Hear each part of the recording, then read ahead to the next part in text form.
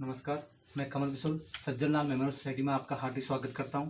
आज मैं ब्रिजलाल हॉस्पिटल हल्द्वानी में आया हूं, जहां पर हमारे सामने बैठे हैं डॉक्टर अजय पाल जी, जो इस हॉस्पिटल के डायरेक्टर के पद पर हैं और काफ़ी बेहतरीन काम इस हॉस्पिटल में इन्होंने कितने ऐसे लोगों को जो क्रिटिकल कंडीशन में जिनकी यहाँ पर हल्द्वानी में उनकी जान बचाना जो मुश्किल पड़ रहा था, ऐसे लोगों को जो कहीं पर भी इनको सहारा नहीं मिल पा रहा, जो लोग दिल्ली वगैरह या फिर अन्य अन्य जगह जाने के लिए तलाश रहे थे, लेकिन उससे पहले ही अगर जब यहाँ पहुँच जाते थे तो उन लोगों को ये 99% ऐसे लोग यहाँ उन्होंने अपनी इनकी उस पेशेंट की जान बचाने में अहम भूमिका निभाई। इनके पूरे स्टाफ को हम बहुत बहुत धन्यवाद करते हैं। साथ में डॉक्टर अजय पाल जी की जो समस्त टीम है और ये जो इनका पाल ग्रुप का जो पूरा एक स्टाफ है, उन सभी को धन्यवाद करते हैं।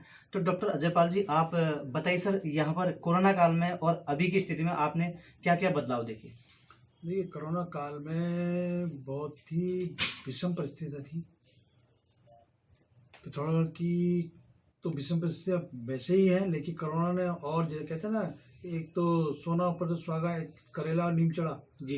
एक कहावत है, आपने सुनी होगी जी। वही वाली स्थिति। एक तो वहाँ की विषम परिस्थितियाँ, ऊपर से कोरोना काल हो गया।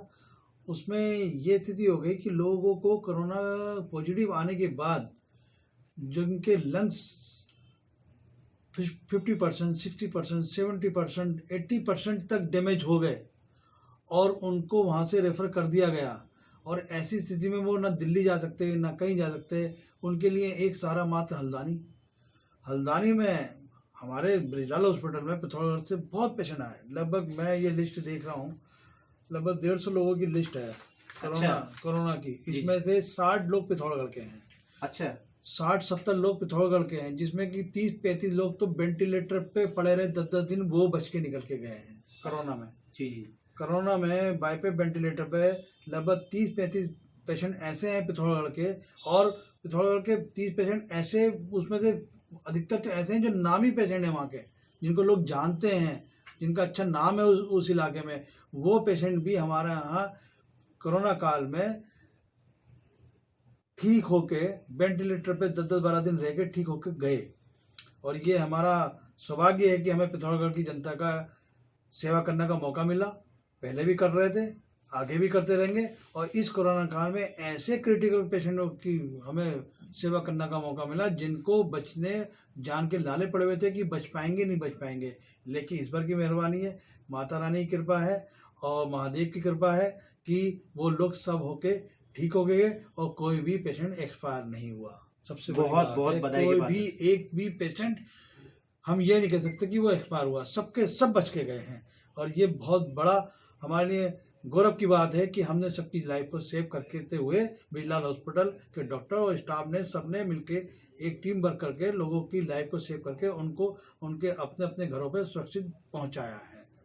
और आशा करता हूं कि भविष्य में जब भी कोई पेशेंट पिथौरागढ़ इलाके से या कहीं से भी आता है, सबकी सेवा करते हैं, लेकिन पिथौरागढ़ से भी कोई भी कितना भी क्रिटिकल पेशेंट आएगा, हम ये वादा कर सकते हैं। देखो, जिंदगी मौत की गारंटी तो कोई नहीं दे सकता, लेकिन मैं ये बात करता हूँ, मेडिकल की फैसिलिटी उससे अच्छे से अच्छी, A1 से A1 ऐसी मेडिकल फैसिलिटी यहाँ उपलब्ध मैं करा दूंगा, जो कि दिल्ली में और बॉम्बे में उपलब्ध है, उससे भी अच्छी मैं मेडिकल फैसिलिटी उनको देने की कोशिश करूंगा और करता रहा हूँ और करूंगा। धन्यवाद सर। सर, थोड़ा सा जानना चाहूँगा कि ये इसका इतिहास, जो आपका ब्रिजलाल हॉस्पिटल यहाँ पर हल्द्वानी में है, इसके इतिहास के बारे में आपने कितने साल से यहाँ पर सेवा दे रहे हैं सर? देखिए, 2007 में हमने मेडिकल लाइन में यहाँ पर सेवा देना शुरू किया और 2007 से लेकर 2020 आ गया, 20 आ गया, इसमें हमने हजारों पेशेंट पिथौरागढ़ के ठीक किए हैं।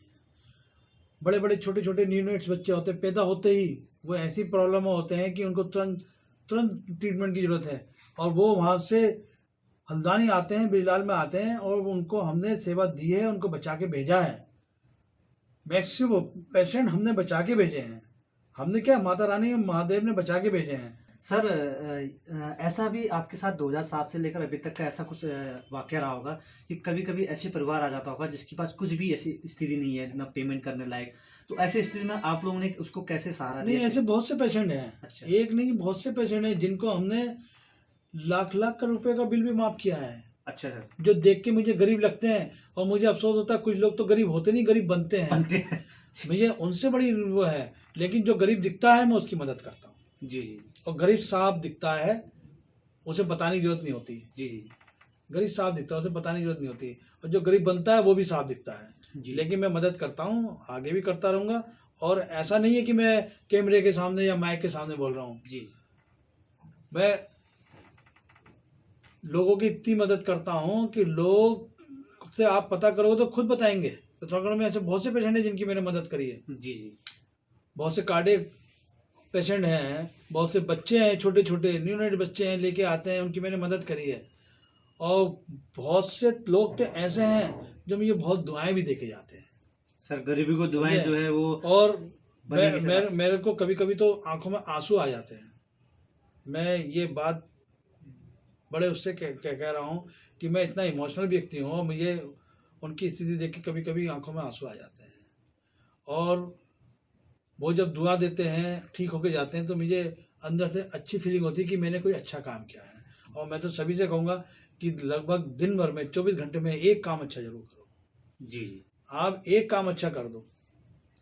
जी अगर एक काम अच्छा करते हो तो साल भर में 365 काम अच्छे होते हैं। और 365 काम हर आदमी अच्छे करेगा तो समाज सुधर जाएगा। जी जी तो इसलिए हमारी नैतिक जिम्मेदारी है कि समाज को सुधारें और समाज में ऐसे काम करते हैं कि समाज याद भी रखे। जी जी। और अभी भी एक पेशेंट आया हुआ है, दीपक भट्ट। वो ऐसी स्थिति में है कि जिंदगी मौत से जूझ रहा है। और आज मुझे ये आशा लगी कि अब वो बच जाएगा। अच्छा, बहुत अच्छी बात। अब मुझे ये आशा लगी है कि वो बच के जाएगा। बहुत लेकिन अच्छी बात। जब वो आया था तो मुझे उम्मीद नहीं थी कि वो बचेगा। लेकिन ये ईश्वर की है, माता रानी की कृपा है, महादेव की कृपा है कि वो भी बच के जा रहा है। समझे? तो बहुत अच्छी बात। और जहाँ तक मदद होती है हम करते हैं, उसकी भी मदद करेंगे। जी जी जरूर सर, समझे? यही हम कामना करते हैं, क्योंकि सोसाइटी परिवार, आप जितने भी फॉलोवर देख रहे हैं सोसाइटी में, तमाम गरीबों की जो दुर्गम अति दुर्गम के लोग होते हैं, उनको हम लोग कभी पिथौरागढ़, कभी हल्द्वानी, कभी दिल्ली, ऐसे तक इलाज कराने ले जाते हैं। उनमें से एक जगह ब्रिजलाल हॉस्पिटल भी है, जहाँ पर डॉक्टर अजय पाल जी के साथ आज हमारी मुलाकात हुई और इन्होंने सहयोग का भरोसा दिलाया। और भविष्य में भी हम उनसे उम्मीद करेंगे कि जो गांव के अति दुर्गम का ऐसा जो बच्चा हो या फिर कोई ऐसा असहाय परिवार हो, अगर वो कभी ऐसे क्रिटिकल कंडीशन हो जाती है तो उस टाइम पर सर से हम मदद मांगेंगे। और हम उम्मीद रखते हैं कि ये मदद करें, गांव के गरीब लोगों की मदद करें। और हम दुआ करते हैं कि आपका जो हॉस्पिटल है दिन दुगनी रात चौगनी तरक्की करे। यहाँ के स्टाफ का बहुत अच्छा नाम पहले से था और ज़्यादा पूरे विदेश में, पूरे इंटरनेशनल लेवल में जो नाम है वो ऐसे ही आगे बढ़ते रहे। और बाकी सर, लास्ट टाइम में सज्जनलाल में सोसाइटी में जो भी हमारे फॉलोवर हैं उनको क्या कहना चाहेंगे सर लास्ट में? मैं यही कहना चाहूँगा, दुर्गम क्षेत्र जैसे धारचूला हुआ, मंसुआरी हुआ, गाँव से मेरे पास पेशेंट आते हैं। मैं ऐसे पेशेंट जहाँ जो ऐसे इलाके से आ रहे हैं, पिथौरागढ़ से आ रहे हैं, मैं उनको लिए विशेष चीज़ें करता हूँ, उनका विशेष ध्यान रखता हूँ। मैंने ब्रिजलाल हॉस्पिटल की फैमिली की तरफ से करता धरता होने की से मैं ये कहना चाहता हूँ कि जो भी व्यक्ति हैं, चाहे वो बागेश्वर के हों, चाहे अल्मोड़ा के हों, चाहे रानीखेत के हों, चाहे पिथौरागढ़ के, चाहे मंसियारे के, चाहे धारचूला और भी जहाँ ऐसी उनको लिए मैं ब्रिजलाल में विशेष ध्यान देता हूँ। और जहाँ मदद होती है वो मैं पूरी मदद करता हूँ। कि मेरा एक मोटो रहता है कि आज इतनी दूर से आया है। कल भी मैं अपने स्टाफ की मीटिंग ले रहा था तो मैंने उनको इंस्ट्रक्शन दिया कि जो इतनी दूर दूर से आ रहे हैं उनको लिए विशेष आप ध्यान रखो। जो लोकल है, पेशेंट का तो सबका ध्यान रखें, लेकिन पेशेंट के अलावा बात पेशेंट की नहीं हो रही है। जी जी। पेशेंट के अलावा जो दूर से उसके साथ में जो लोग आते हैं उनका भी विशेष ध्यान रखो। जी जी। कि भाई वो यहाँ पर आके कहाँ ठहरे हुए हैं, क्या है, कैसे रहेंगे, क्या रहने की व्यवस्था है, कहीं मदद होती है वो भी मदद करो। क्योंकि वो यहाँ पर किसी को नहीं जानते हैं। बिल्कुल सर। कुछ लोगों के तो रिश्तेदार हैं, रिश्तेदारी में चले गए, कुछ लोगों के रिश्तेदार नहीं होते दूर से। तो हमें उनका भी ध्यान रखना है कि वो भी आए हैं तो कम से कम, बीमार तो चलो हॉस्पिटल में चला गया, उसका तो डॉक्टर के अंडर में आ गया, स्टाफ के अंडर में आ गया, उसका ट्रीटमेंट चल रहा है, लेकिन जो तीमारदार आए हैं उनका भी हम विशेष ध्यान रखते हैं। अभी परसों भी एक लेडी यहाँ से डिस्चार्ज हो गई जो बचने की उम्मीद नहीं लग रही थी। जी जी। और वो व्यक्ति मैं जब आया तो वो 2-3 हॉस्पिटल से घूम के आया। घूम के जब आया तो मैंने भी देखा, मैंने कहा यार स्थिति तो खराब है, ये तो बच नहीं पाएगी। तो वो मेरे पेट पकड़ने लगा जी। कह रहे साहब कुछ भी हो आप इलाज तो करिए। मैंने इलाज करने को मना नहीं कर रहा हूँ, लेकिन मैं तुम्हें बता रहा हूँ कि ये परिस्थिति है। लेकिन इलाज में ईमानदारी से करूँगा, और भगवान की कृपा है, माता रानी की कृपा है, महादेव की कृपा है कि वो भी परसों ठीक होके गई लेडी। बहुत बहुत बधाई के पात्र। और मैंने उससे ये कहा कि अभी तुझे पिथौरागढ़ नहीं जाना है, अच्छा, क्योंकि लंग्स अभी 80% खराब हैं, ठीक हुए हैं। जी। पिथौरागढ़ पे हाइट पे जाएगा तो ऑक्सीजन लेवल कम हो जाएगा, जी, इसलिए कुछ दिन अभी यहीं रुक जाओ बिल्कुल। आज सुबह भी वो मिलने आया उसका पति, अच्छा कहे साहब अभी हम यहीं रुके हुए हैं, अच्छा, है जी जी, समझे, और जब तक आप नहीं कहोगे तब तक नहीं जाएंगे। अच्छा, बड़ा खुश था, बहुत खुशी की तो बात है। वो वो भी बचा। तो मुझे लगता है कि कहीं ना कहीं माता का आशीर्वाद है, जी। महादेव की कृपा है, जी। जो ऐसे से पेशेंट बच के चले जा रहे हैं जिनकी उम्मीद नहीं है। जी जी, और तो कहीं ना ये- कहीं सर आप लोगों की मेहनत भी है, समझे? जितने भी पूरे स्टाफ है उनकी भी मेहनत है, और ये पूरा सोसाइटी परिवार और जितने भी फॉलोअर उन सभी की तरफ से हम डॉक्टर अजय पाल जी का धन्यवाद करते हैं कि इन्होंने अभी हाल ही में एक पेशेंट हमारे गांव से आए थे, दीपक भट्ट जी, उनकी जान बचाने में अहम भूमिका जो पूरी स्टाफ ने निभाई, उसके लिए हम शुक्रिया अदा करते हैं।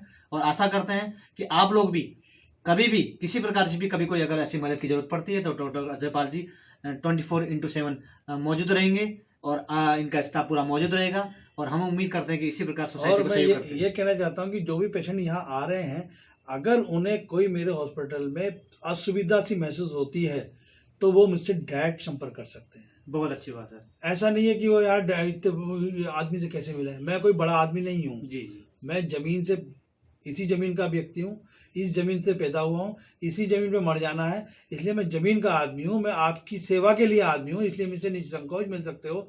कभी भी ये मत सोचो कि हम क्यों कैसे मिलें क्या मिलें। आप रिसेप्शन पे आओ, कहो डॉक्टर पाल से मिलना है, तो कोई आपको मिलने से मना नहीं कर सकता। बहुत अच्छी बात इसलिए है। आप कभी भी आए निसंकोच आके मुझसे मिल सकते हैं, बहुत अच्छी मैं बात। जो मदद होगी वो करूँगा। बहुत बहुत धन्यवाद सर। और इसी के साथ हम लोग आज की ये मुलाकात समाप्त करते हैं, और उम्मीद करते हैं कि सर का सहयोग इसी तरह हमारे साथ बने रहे। बहुत बहुत धन्यवाद। नमस्कार।